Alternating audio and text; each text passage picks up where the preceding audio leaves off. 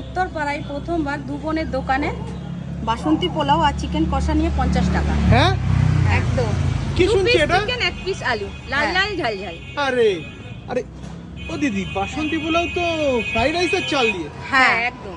হ্যাঁ আমরা গোবিন্দভোগ চাল দিয়ে করছি না, আমরা মানে বাসমতি চাল দিয়েই করছি। লম্বা লম্বা লম্বা লম্বা বাসমতি চাল। বাঁশকাঠি চাল দিয়ে, হ্যাঁ, বাসমতি। বাসমতি চাল দিয়ে, আর সঙ্গে 2 পিস চিকেন কষা। হ্যাঁ চিকেনটা একটু দেখাও। একদম। এই খুলে গেল চিকেন।